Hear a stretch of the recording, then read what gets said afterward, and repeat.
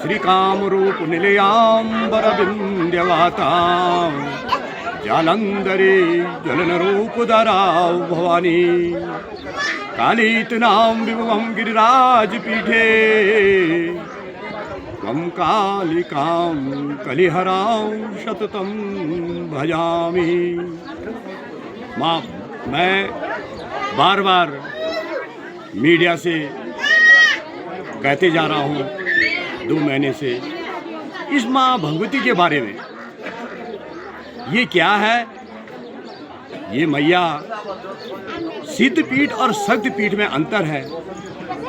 शक्तिपीठ 108 है जहाँ माँ पार्वती के अंग घिरे थे, और ये सिद्धपीठ है। ये हमारे पूरे भारत में 4 सिद्धपीठ बताया गया हमारे पुराणों में। पहला ज्वालपा, दूसरी नंदगोप गृहे जाता यशोदा गर्भ संभवा माँ विंध्यवासिनी जो विंध्याचल में विराजमान है। तीसरी हमारी जो कामाख्या है वो कामाख्या, और चौथी है कि केदार मंडले दिव्ये मंदाकिन्यां परतटे सरस्वती नदी सौमे काले तीर्थम महातटे। भगवती जगदम्बा इस उत्तराखंड के विशेषकर ये केदार घाटी की जो रक्षक है हमारी माँ पराशक्ति काली माई, ये मंदाकिनी और सरस्वती नदी के तट पर जिसको बताया गया है गिरिराज पीठ के नाम से, उसके मध्यस्थल में माँ भगवती का स्थान है।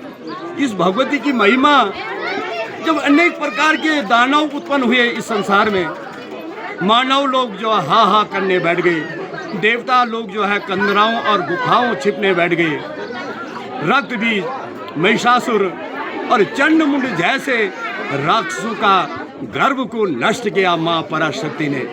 ऐसी मैया आज 7 दिसंबर से 2025 से जो है अपने गर्भगृह से निकली है, और प्रथम चरण की यात्रा देवप्रयाग होते हुए मकराणी को आचार्य और ब्रह्मा जी के द्वारा इनका स्नान किया गया, और पुनः अपने गर्भगृह के लिए प्रस्थान कर रही है मैया। आज माँ भगवती भैंसारी गांव में विराजमान, और यहाँ से गुप्त काशी प्रस्थान करेगी। ऐसी मैया पराशक्ति सभी भक्तों को कुशल क्षेम पूछ करके और अभय वरदान दे करके, और भक्त लोग जो है अश्रु की धाराओं से हजारों भक्त जो भगवती की विदा कर रहे हैं। ये मैया, इनके बारे में मैंने बताया है।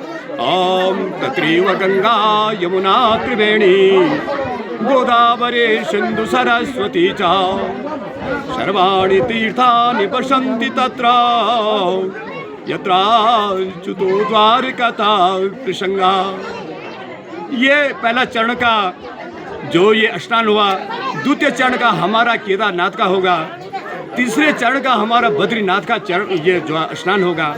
चौथे चरण में माँ भगवती अपनी 5 गांवों से विदा लेकर के अंत में तत्रैव गंगा यमुना त्रिवेणी के संगम पर जाकर के, और माँ एक रात उपवास करके और प्रातः ब्रह्म मुहूर्त में अपना स्नान करके अपने गंतव्य को जाएगी, और आचार्य और ब्रह्मा जी के द्वारा भगवती का आयुत यज्ञ होगा। ये अभी 3 साल बाद है। ये मैं भगवती प्रसाद देवशाली, आचार्य कालीमठ।